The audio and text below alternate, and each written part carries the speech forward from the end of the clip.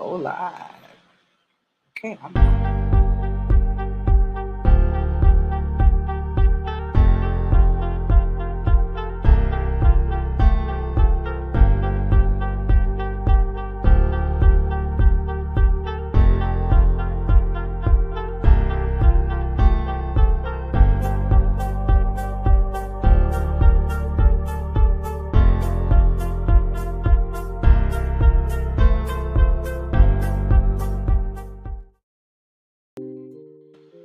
Hey everyone, how are you doing today? You are here, and I'm here, and we're both alive. You're listening to Girl Who Don't You Know? It's my talk show, my bucket list, and I am your talk show host. So excited to be with you today, and we are always trying to transform your mind one show at a time. So, with that in mind, please share the show. Share the show. Hey, you can see me on YouTube as well in case someone said, well, I want to look at her, but I don't have Facebook. So you can go to Maryland underscore pink and green. Please go there and subscribe. And remember, Maryland underscore pink and green is case sensitive. So make sure you do that. If not, somebody's going to come up like Marilyn Monroe or someone else. So I don't want that. So all right, so you can go to Girl Who Don't You Know on Facebook to post some comments during the live show, or you can post it on YouTube, of course. Like I said, Maryland underscore pink and green. All righty, so my computer is acting a little crazy today, so just bear with me, okay? So as everybody's coming in, come on in. The question for tonight: how are your resolutions going? Are they going at all? That is the question.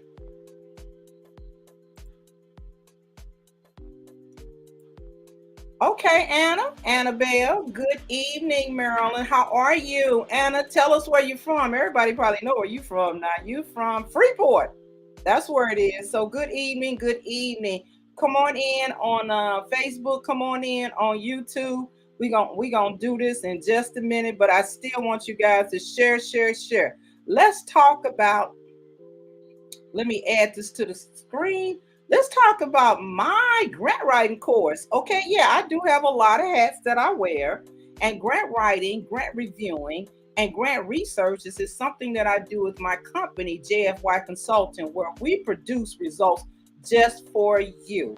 Okay, follow me on Girl Who Don't You Know, and you will get the notifications. Stay tuned for that. It's only $150, which includes after the course, you will get a free 30-minute consultation with me about grant writing. So make sure you let me see. I can't see the date. Can we remove that grant writing course here? Okay. It's going to be Saturday, February the 25th from 10 to 12. It's going to be virtual. So save the date and tell a friend. All right. The next thing we have up is, hey, guess what? I got a book. And it's called Stuck Is Not Your Story. I'm one of the co-authors in there. And the name of my chapter is A Brave Heart. All right. And so what I'm trying to do in this book and telling you guys about this book is move you to your next. I don't know what your next is, but this book has so many different good information in there about overcoming. It has hope. It has inspiration. It has it all in there. So I'm pretty excited about it. So you can go to the PayPal on here, and I think Kiara put it in the chat. It's $25 and shipping is included. Please get my book. Support me. You know, if you're in the St. Louis area, I'm going to be having a book signing soon, sometime in February. So you can wait to then. But anyway, you go and stuff, please follow me on either Marilyn Green or follow me under Girl Who Don't You Know. All right, so you can make sure that you're in on it. Okay, Brenda, I think she's in New York. Good evening, everyone. How you doing, Brenda? And then we have, do you offer certification? I do not, unfortunately, offer certification. And let me tell you a little bit about that since we're talking about it, okay? let me talk about the certification for the grant writing. Is that when you're certified, I think that, and it's just my opinion, it just means that you went through a course with somebody who was already certified. I'm not certified. I know my information by what is that, lived experiences, okay? And as a grant reviewer for federal, state, local foundations. So I developed my curriculum based on that. I wanted to make sure that I can help people put their passion on paper. So long answer, but that's the answer. All right. Hey, Ray Crusoe. So sorry about your grandmother still. So hope you start to go through all the stages and be okay. All right. Let's see, who else do we have? Linda Whitlow. Hello. Yes, I do wear many hats. I have grant writing class. I have books. Linda says I wear a lot of hats. So yes, I do. All right. So the question for tonight, how are your resolutions going? Okay. How are your resolutions going? If you didn't make any, you did make some. That means you made none to resolve. Okay. So maybe you want to start right now and make some up or whatever. You know, it's always something that you can do better in the next year. And the next year is a great time to start saying, hey, I want to do something better. Okay. All right. So that's the question for the night. And we're going to be bringing up Dr. Williams in just a minute. I don't even know. I think I'm going to say this at the beginning. Okay. Is that Dr. Williams is coming up, and I'm going to introduce him. Just let me say this. Let me put this down. Okay. I'm going to introduce him a little bit here, okay? So Dr. Williams, John A. Williams III, okay, is my oldest number one child. So both of my kids are equal, and I keep them equal like that. But he's coming up, and he's going to hopefully, I know, make sure that he tells you guys some things about getting those kids, getting them ready for the rest of the year. They take their break during Christmas. They get all their Christmas presents. They get whatever and stuff, and their mind kind of shift a little bit, and they think about, hey, I just want to play games. So it is my hope that Dr. Williams is going to come, and he's going to shed some light on it today. Okay? So hang on. Share, please. Share. All right, I'm going to add him to the stream. All righty, there he is, Dr. Williams. How are you? Pretty good. Can you hear me? I can hear you. It's kind of an echo, but I can still hear you. And I also see Gail Howard. I see you. Good evening to you as well. And wait, let me see here. Annabelle is talking about my grant writing class. Let me tell you about Anna. Anna took my class. It's a beyond an awesome class. She wrote. She got the money, and guess what? They told her it was so great that they're going to give her the money next time. Hello. So thank you so much for that, Anna. And then we have Roxanne Casey in the house. Hey, Happy New Year to you. Happy New Year.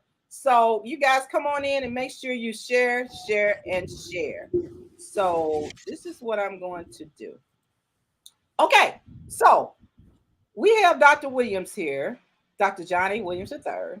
He is a parent, a professor, an author, and consultant. Okay.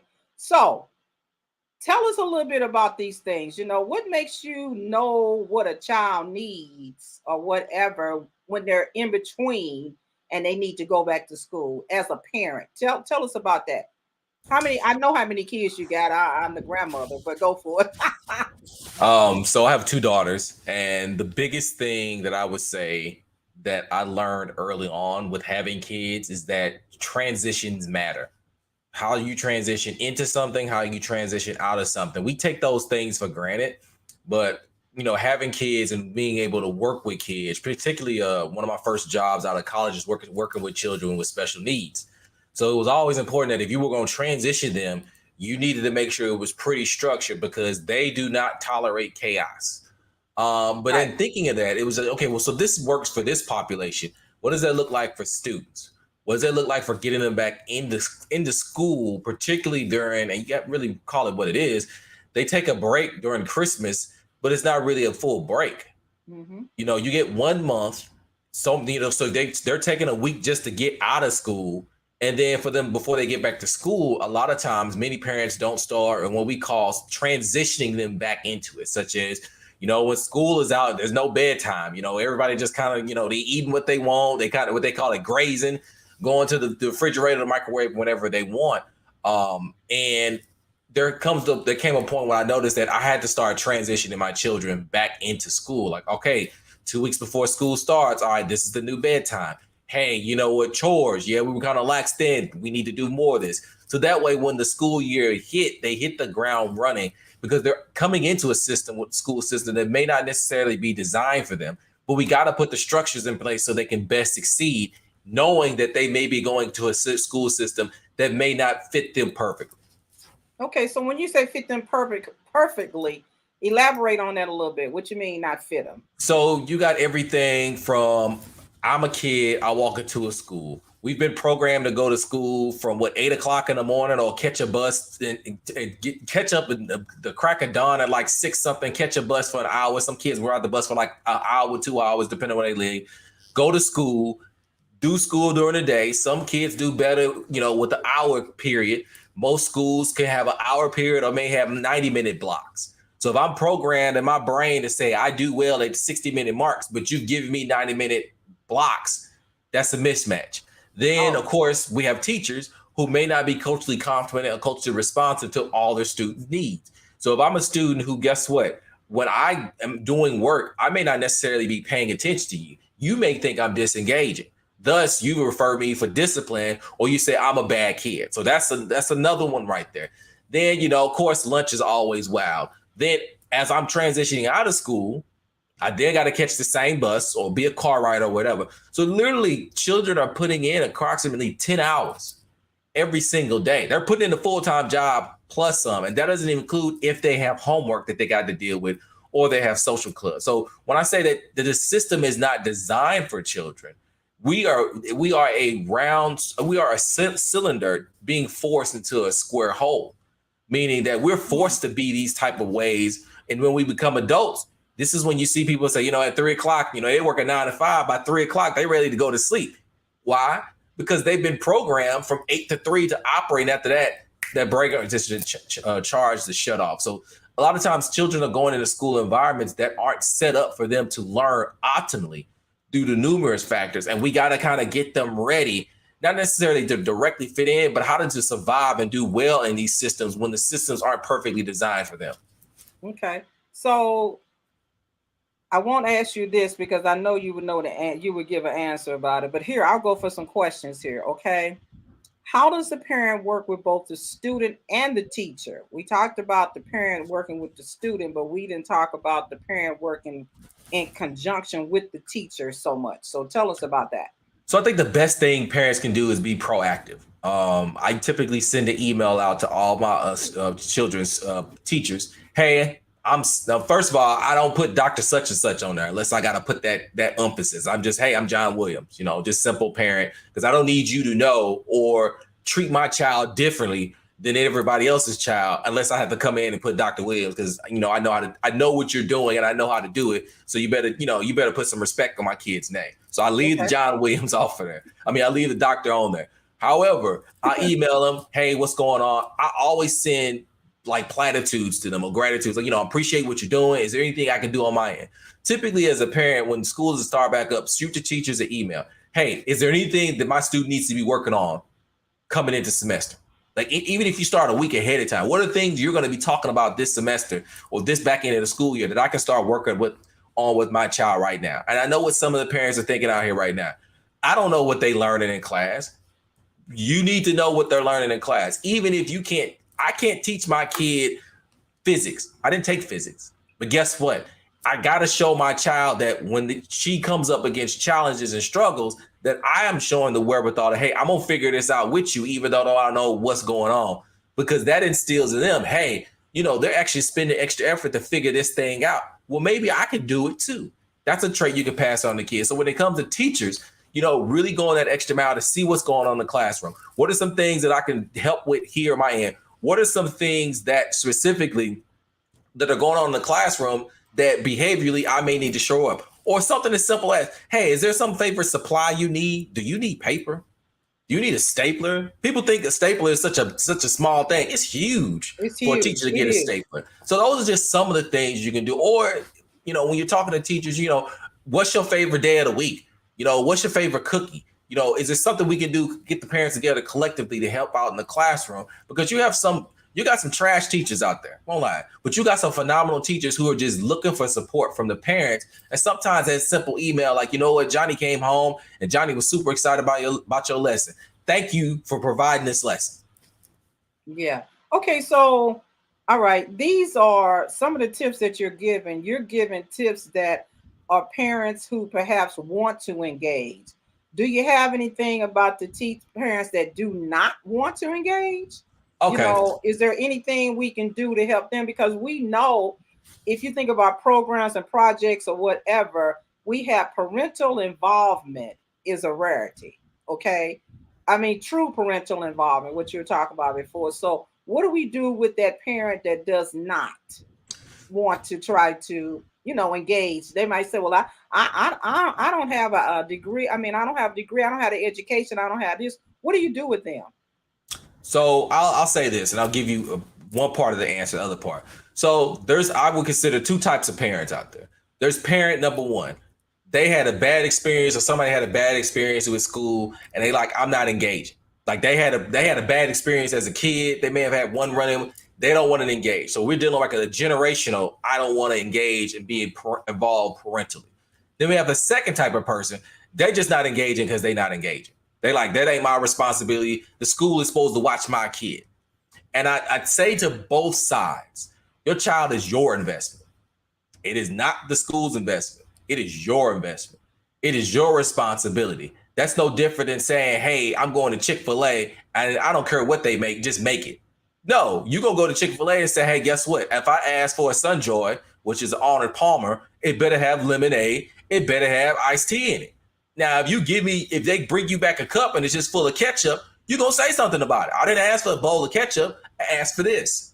You invested your money. You're investing your kids there. You need to be engaging. This is like a stock. This is like the stock market. You just don't invest money and say, well, it's in my 401k, or, I'll put it in the bank and I'm just going to let them do it. You need to be actively engaged, because guess what? There are generational curses that have to be broken by you stepping in and preventing things, because often kids can't advocate for themselves the way parents can. And it doesn't matter if you have a degree or not. You can go to Facebook, social media, Twitter, Instagram, Etsy, Pinterest, Amazon, and find whatever you want to find when you want to find it. When you looking for that social media clip that's got everybody laughing, you gonna find it.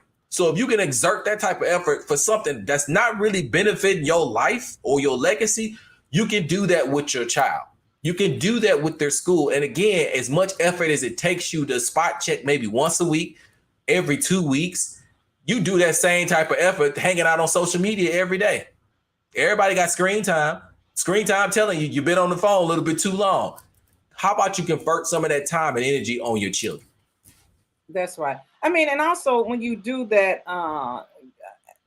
when you give to your child and stuff, you're giving to society, basically.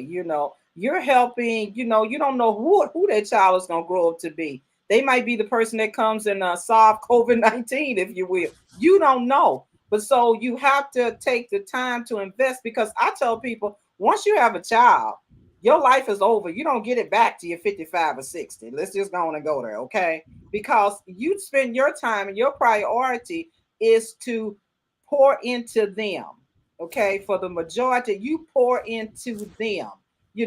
It's not easy. We're not saying it's easy. Okay, I remember when I was down to my son's home, he said, man, you got to take the kids to school every day, and the way he said it was like, wow, it is a lot. It's a whole lot that you pour into, but guess what? That child came here and that child needs to be nurtured, okay? And it's your job to nurture that child, so yeah, parents need to be parents, so, okay, good. Okay, so let me see here. So it's the final months of the school year and it's coming up, right?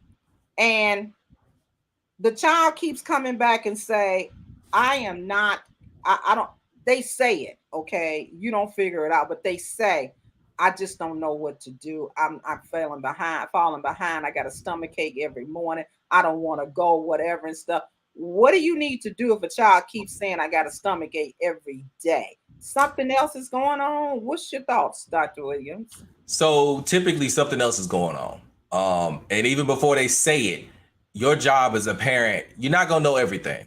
I get that. But you have to be very in tune with your students, your child. You have to be, because their legacy, your legacy, is dependent on it. So you got to catch certain things. So if they're saying every day I don't want to go to school, it's one of those things you got to figure out what the source is. And it may be some hard conversations. Sometimes I'll be like, look, you don't get a phone, a TV. Look, everything gonna be withheld from you outside of food. That's gonna be PB and half a jelly until you tell me what's going on so we can figure it out. And the thing is, you have to also understand our children fear us. And sometimes that fear is not healthy. That fear is not healthy. So you got to get them to say, look, I'm here to help you be better, and let them know, because once you develop that culture, it's a lot easier for them to come out and say, hey, I'm struggling with this. I just don't want to go to school because, this, and this, because they don't want to deal with the issue either. But they're kids. They don't know how to.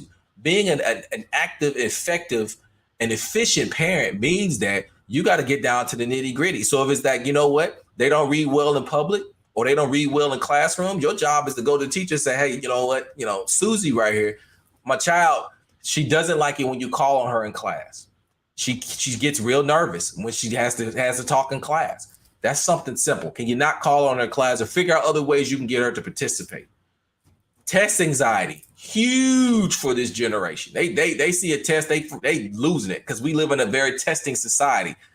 What are some ways and services you can get that provided for them to where they can take the test? It's in the form that best benefits them.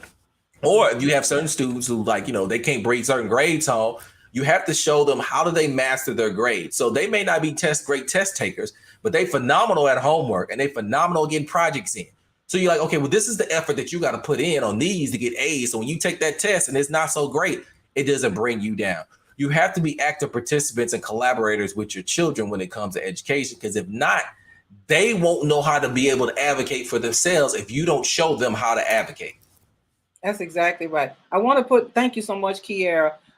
Brenda says, indeed, she totally agrees. I was involved in everything. Even now, I'm going to talk about that. She's in her second year in college. Congratulations on that, Brenda.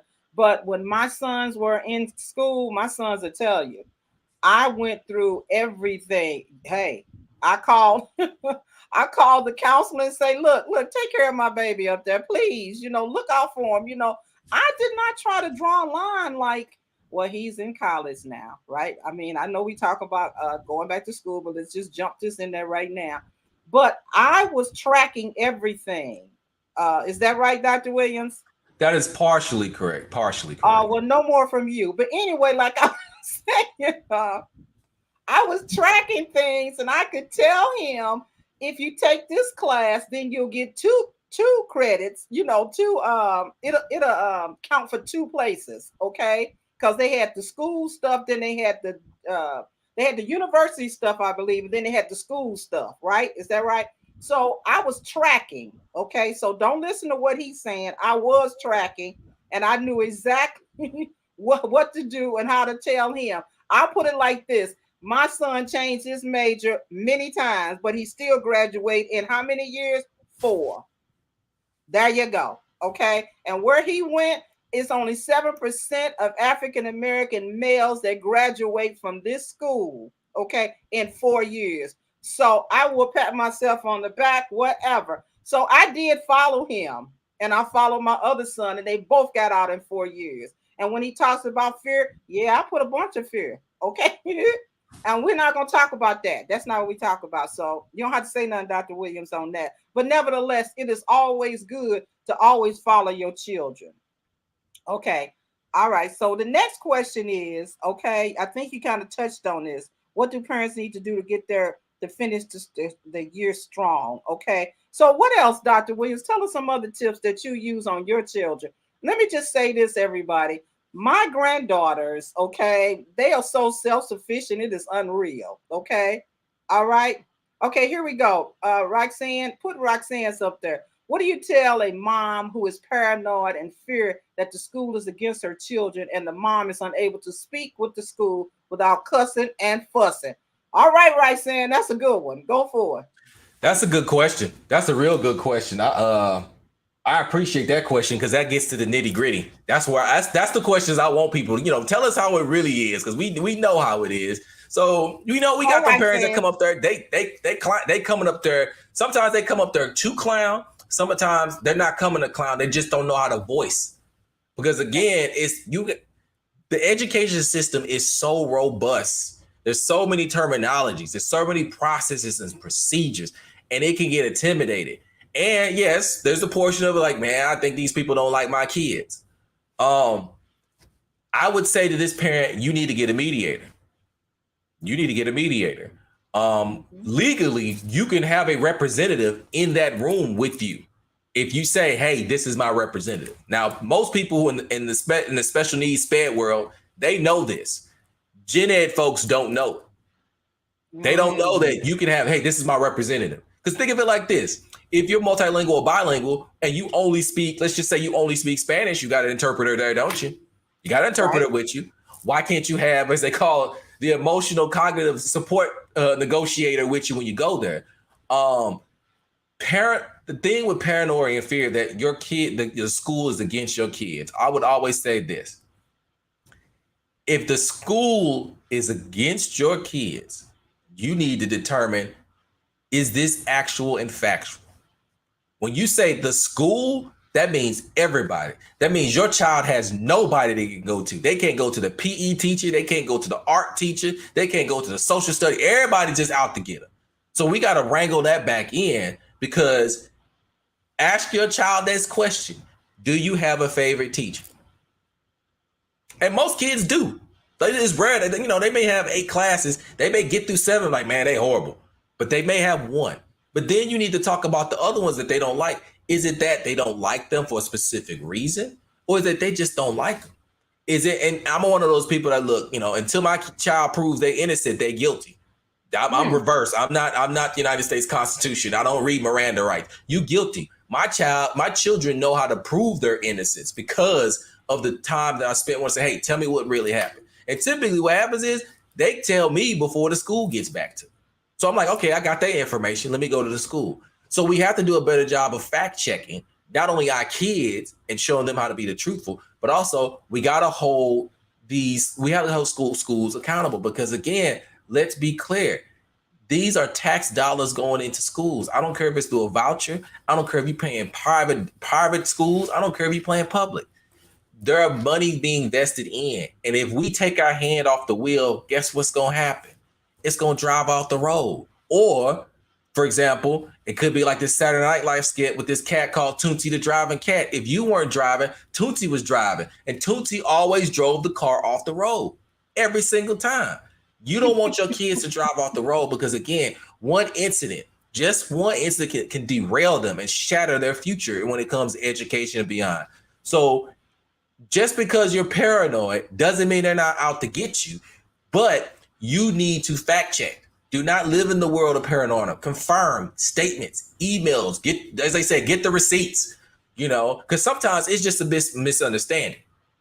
I tell all my teachers that I educate, and I educate a lot of them.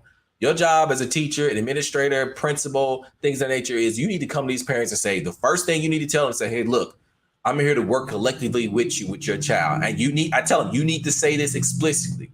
I am not your enemy.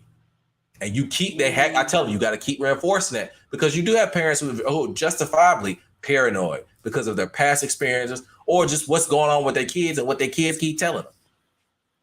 That's right. I see another question. How do we begin to help this mother hold the school accountable? I'm thinking about, she talking about the mother that comes up there and she gonna cut up and cuss and bring all her friends and Pookie them and all them. I'm thinking that's what Roxanne is talking about. So how do you help that mother hold the school accountable for what's going on? That's an excellent question, Roxanne. So the thing with schools in any institution is you need to know the answers to questions before you ask them. You must be equipped with the laws, the policies, the who, what, where, why before you walk in there. Literally. Because being armed, and I say armed with information, it puts you in the driver's seat. It puts you in the driver's seat. So, for example, past incident with my youngest child got suspended is actually how I built my dissertation. And before I walked there, someone was like, you know what, mind you, I was a graduate student, so I couldn't put doctors to scare people or anything. I was just little old John Williams. And I couldn't call my mama to come down there because I didn't want her to take out the whole school and just wipe it off the slate of the earth. I had to handle it. Before I walked into the meeting, someone said, John, before you walk into this room, know the answers to the questions you're going to ask. So I need to know, okay, you suspended my child. What's the process for suspending? What are your rules and regulations? And the thing is, I went to their handbook.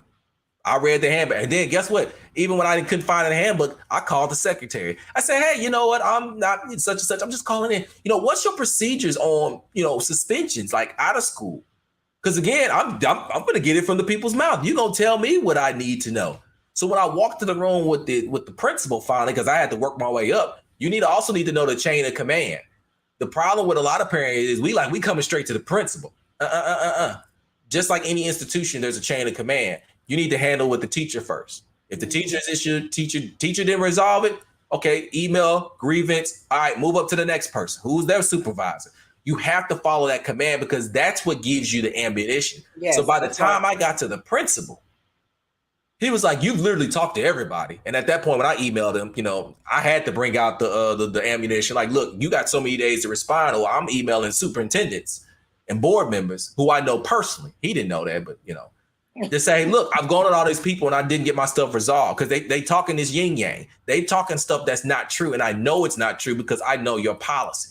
I know what the rules are. And you skipped several steps when you suspended my daughter, even after I told you that there was an issue going on with my daughter with this other student. Mm-hmm. So how can you hold her accountable when you all aren't being held accountable? Mm-hmm. And true enough, because one teacher was like, well, I called Mr. Williams. I said, show me the phone number. I went old school. I printed out my whole phone bill for the last 6 months. That was a lot of trees I took down. I said, show me what his number is. Show me. I can tell you when she talked to me one time and said things were going great. I can tell you how long it was. I can tell you the date. She didn't call me. Come to find out, the principal was like, yeah, I did some investigation. You're right. She didn't call you. She thought she was talking to another parent. Another parent. So wow. I hit him with the proverbial, so we all look alike now, huh? That's what it is. But me and him had a great relationship, and he was like, no. But it come to find out that the accusations are incorrect. But if I didn't understand the system and get counsel from other people, like again, educators are educators across the country who do what we do, and they're not in the classroom. Ask for perspective. How should I handle this situation? Don't come in there without being armed, because guess what? As they say, you bringing a gun to a knife to a gunfight. That's what you're bringing in. You don't have any ammunition to be able to protect your child. You need to get the information. Know what happened. When did it happen? How are they performing? What's the rules? Can they put a person outside the room for so long? How much time do they get for testing? Do they need to be tested for something that's dealing with SPED? You got to know these things, because guess what? They may not necessarily tell you these information. One, because they're busy. And you got some people who just not going to tell you at all. But this is how you hold schools accountable. You got to know what they have to account to. Wow. What rules bind them. And once you know those rules, then you can come in there and be proactive. Yeah. Amen. You're right, saying that's so good. But also let's talk about this part of this. I mean, we're just doing general things now. Also, one of the things you talk about, the ammunition that they need. Okay. You may say this person does not know how to do that. That's the reason why they need advocates. Okay. That's why they talk about we need a village. Okay. You know that Susie is not so smart to do these things. So why don't you help Susie and be that advocate for her and find out everything? Okay. And you go up to the school like Dr. Williams said, and you advocate for her. Now, it's another part of this story that I know that I really push to say, get that out of her record. Talk about it, Dr. Williams. So the interesting thing about that, and I see Brenda's point down there as far as keeping a log who contacted my child. They couldn't even tell me who contacted my child. They were like, she talked to the social worker. I was like, give me receipts. well, we kind of just, it was kind of, I said, no. Anytime you take someone out of a class, is documented. You have to send what? A referral. This is what, but all pass hall. You have to document these things. Show me the paperwork. So as I was pushing it, they were like, well, you don't have to worry about it being on her record. And in the back of my head, I'm like, well, I do school discipline. This is my research. That stays on her record. So in a meeting, the principal, the assistant principal, and the teacher said this out loud, but I knew what the fact was. The fact was, yes, it stays on her record. So, but if I didn't know what the rules and policy was, I could have just took that at face value. Okay, it's not gonna count on record, just let it go. And then later on in life, when my child is like trying to play sports, they're like, oh, wait a second, this happened in second grade. I didn't advocate the time that I need to advocate, and something now I've derailed something that my daughter wanted to do, all because of something that someone put on her record. And we got to realize this, and I really want people to pay attention to this. It does not cost the education system anything to damage your child. It does not. This damage can be immediate. It can be long-term. Yeah, we hear about lawsuits and things of that nature, but if I impact your child today negatively, I don't see the end result later on. I don't see how they're scarred. But the inverse is also true, and this is why we have to advocate. It does benefit an education system that empowers a student because it gets that information, it gets that result back. It benefits, it directly benefits. But as parents, we got to keep pushing that needle to say, yes, you are here to invest in my child.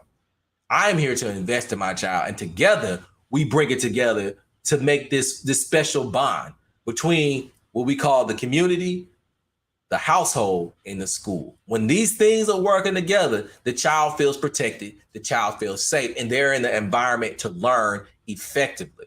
When one of those things are off, the others have to compensate, and we can't ensure that that compensation is going to be great. So parents, you have to advocate for your child. If anything, you have to advocate for them, because if not, you can't expect anybody else to do it. That's right. Gail Howard, hey cousin. So true. So true. That is good. Can you put Brenda Eddings up there as well for me, Kiera? And she said, oh, wow, I went through the same exact thing with my daughter and instructed my daughter to keep a log for who she contacted. Went through the chain of command. They were cautioned and how okay. So in other words, they start to look at how they handled her daughter, which right there is a form of power. You know, they not gonna do that child any kind of way, whereas they gonna do somebody else's job, but they not gonna do yours. All, you know, it's just crazy. It's just really crazy and stuff. But the biggest thing and the biggest takeaway from all this that I'm hearing is that you really have to know. You got to be in the know, and you got to know about these schools, okay? You got to know about your child.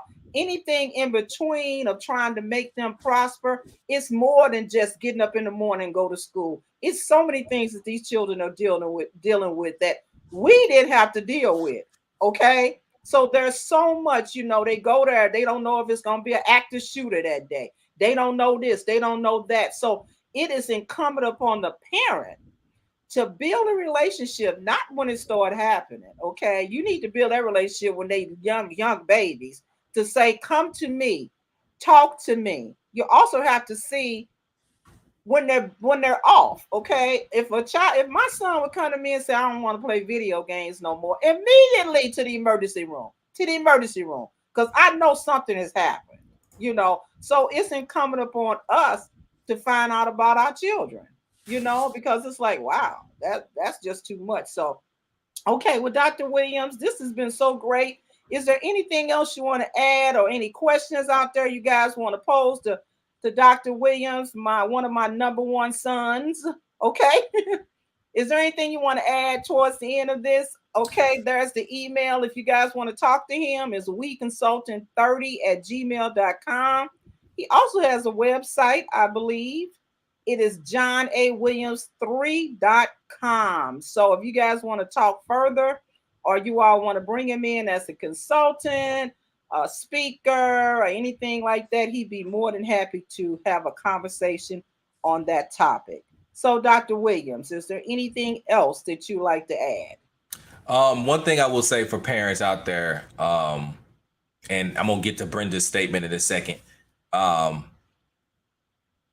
as parents, you need to figure out a way to. It's in the military. They have this thing called command presence, where you can take the smallest person, they can walk in the room, and their presence is so large that they get people to do what they want them to do.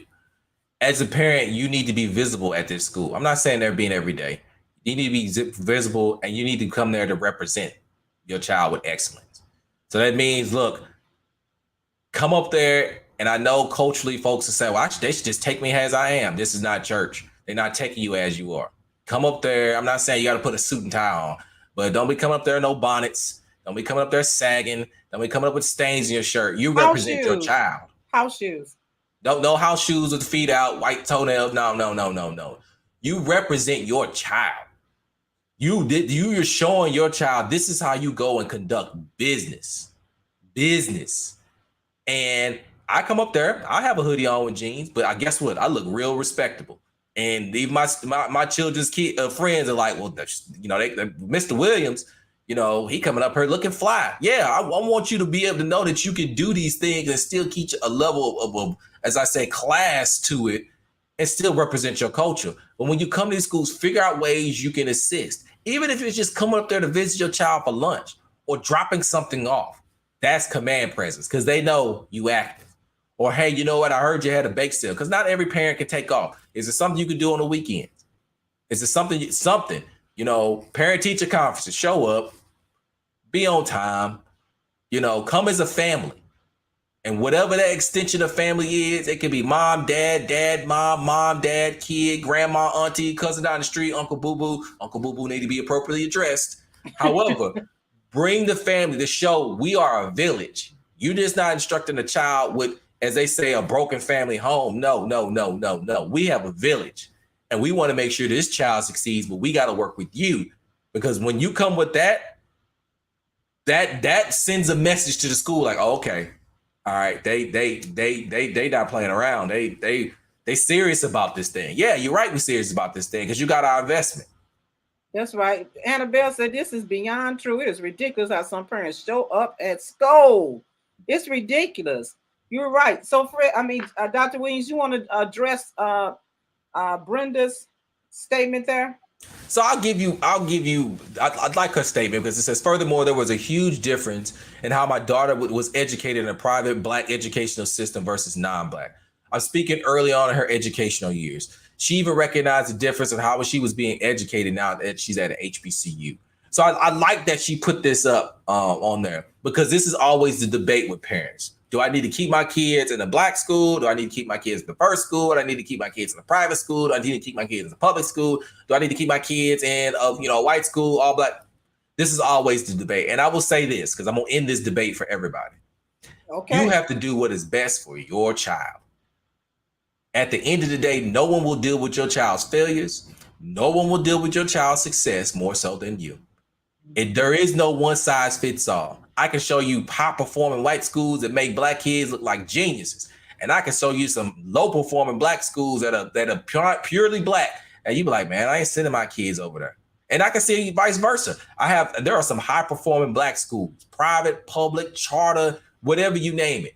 There's always an exception to the rule. And we have to, as educators, as parents, particularly parents of kids of color, Black kids, we have to get out of the binary of thinking, oh, well, they go over there, they just ain't gonna be. And it's like, no, every school has their pluses and minuses.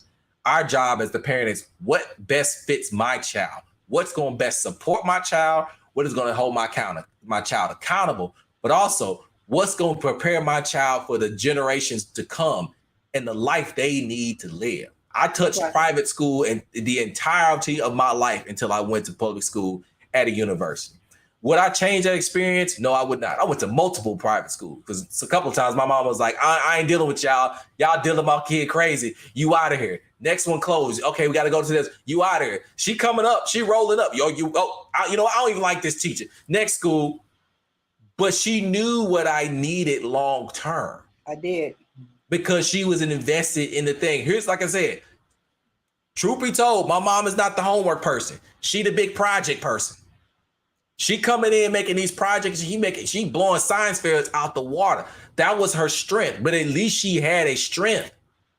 Some of these parents out here, you can't tell them, they don't know what the strength is. That's a problem. Your kids need to know they can come to you for certain things and be like, hey, you know what? I got that taken care of. They know I'm an academic writer. They know I do a little mathematics and stuff like that, but my wife's the accountant. They go to her for that type of stuff. They know they can lean on me, but they know where the bread and butter is. So I think we have to get out of the binary saying, well, I'm just taking this school because, it's all the black kids over here. Like, I can show you data that says, we have to look at the data. How does it really perform? Yeah, all the black kids on that, but they really like being in that school, whether it's private, whether it's public, whether it's charter. That's right. So we have a question, Roxanne. What are the pros and cons for a year-round school? That's a good question. A lot of people are starting to get into this year-round thing. So year-round, your kids never get a real break. Wow. The pros is, guess what? That summer slide break, that doesn't happen for you all. Mm-hmm. It kind of gets kids in it's I'm gonna speak off the cuff right here. It's a weird phenomenon. One, because of this. We want to train our kids to be interdependent of the system. We don't want to, people do entrepreneurship all the time. And we're like, look, we can't just keep doing this 9 to 5 for 20 years because we burnt out. Our parents burnt out, we burnt out. So we're like, look, you need to get into something that you don't have to work it so long. Well, the typical 9 to 5 was what? Year round. If you're switching your kid to year-round school, are you preparing them just to live a life that's a 9 to 5 year round? These are some things you got to consider. You have to consider. So I don't think it all fits in. It kind of goes what Brenda says. It's like, what is the best for your child? I can't put my kid in an alternative school. That's not going to work for her. I can't put her in a year-long school. She's going to choke somebody out. Can't do that. She needs a summer break because the way she's been conditioned is I can only deal with my classmates for so long that I got to get a break from them. I need my break. You have to know that, because if not, you may be putting the kid over because it's financially better because you're like, well, I'm putting them public because, them private schools, they cost me. Or maybe vice versa. Well, I'm going to spend my money in these private schools. And that may not just be the best fit for your child. And again, transitions. You switching them from a school. Did you ever consider that may not be the best thing for your child? That's right. Let me just add, I did, my son, Dr. Williams is telling the truth about me that I did. I mean, my son was in a private school, a parochial school, and he was getting an F in religion. Now, something ain't right with that. Okay, an F. Okay, he could have got a D. I said, nah, something wrong with the teacher. Okay, so I eventually moved him several different places because I knew that what he needed for right now. I knew it, and I'm like, no, this is what you need. This is what you need. And let me say something also, and I'll just put this out there. When people say all black school, all white school, my sons, when they went to the University of Illinois, they actually had a class for the black kids to learn how to deal with the white kids, okay? Because they don't know how to do that. So you need a healthy mix of everything. I think so. Even though my son was the first little black kid to graduate from his school in 1995, okay? So, but I'm just saying, you get that healthy mix. That's what you need, because that's what the world is. The world ain't all black over here. The world ain't all, white over here. You all know you need a healthy mix. So you got to put your kids where it's going to make them mentally okay when they get out and don't have that culture shock of saying, oh my God, they're just racist. They're just this, they just that. No, you're not doing your work, Susie. Okay. That's not, you got to have that. You got to have, what do they call it? That mixture like Neapolitan, that ice cream. You got to have the strawberry, the chocolate, and the vanilla. You need all of that in order to make your kids be very, very prosperous, So thanks so much for totally agreeing, Brenda. I thank you so much, Brenda. You've been so engaging. But as a parent, I say be visible. Just be visible. That's what you need to do.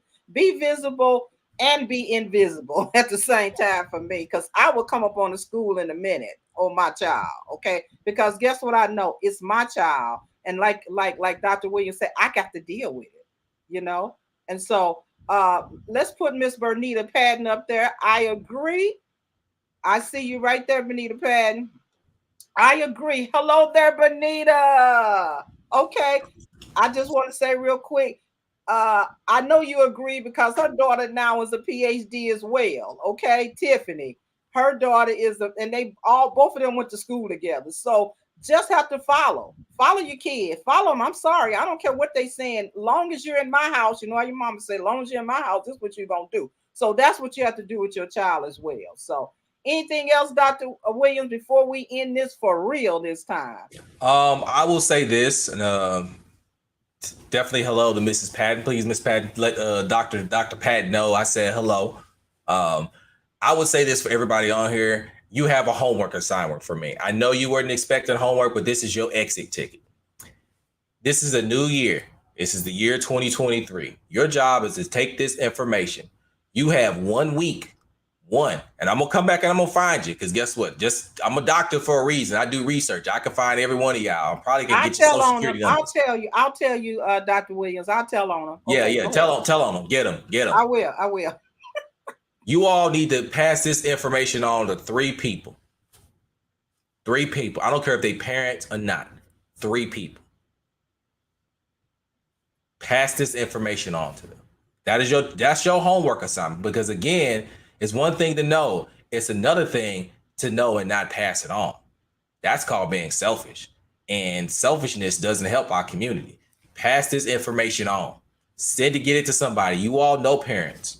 You all know different community members. Pass this. You all sit in positions of power. Pass it on. Get it to the folks. So that way the mom who can't interact with the school, guess what? You armed down. You can go talk to her. You need to go talk to her, because she should not come up to that school now uninformed, because guess what? You're going to inform her. You what a caring and sharing, and you know better, you do better. Okay. And Dr. Williams is my son, Brenda Eddings Bay. He is my firstborn. Okay. He's my son. He is. Okay. So there you have it. The way I did it. I mean, strategically, when you know better, you do better. I wanted him to have a better life, and I worked hard to get it. And he, as they say, I'm living a dream. He's living a dream. So didn't think that he was going to ever have a PhD. I just wanted to make sure that he got his bachelor's degree. He went on to the master's degree. Then he went on to the PhD. And, you know, he's a professor now at Texas A&M. And so he's doing the doggone thing. So Gail Howard gets the star already. Gail started off already. She gets a star already. Okay, Gail Howard. Okay, that's the cousin. That's our cousin. I'll tell you about Miss Gail Howard. But anyway, thank you so much for what you've given us today. And I think I have a banner. The apple fall not too far from the tree. I love you, Brenda. You're right. Okay. But anyway, next show for the rest of the month, there will be #replays. Now, guess what? If you really love my one of my number one sons, Dr. John A. Williams, come back for the replay or go to my site and look at the replay on discipline. Okay, that was a very good show. I know he's my son, but I'm one of those that if it's good, it's good. If it's bad, it's bad. Okay, he did a wonderful time. So next week, the hashtag replay will be him again. He's talking about discipline. All right, and then February the 6th, we're gonna be live again. I'll be coming back to you. But in the meantime, please go for the hashtag replays. Tell somebody else, okay? And here's the final words. Make this year your year and do great things. And I need to add on that and do your homework, okay? And so Dr. Williams, Brenda said, thank you so much. And I appreciate you too, son. You were just awesome as usual. And you keep up good work and do what you do best. So until next time, okay, this is Marilyn Green. I am the girl who don't you know. All right, you take care now. And I'm transferring minds one show at a time. So we will talk soon. Have a great night, everybody. Bye-bye.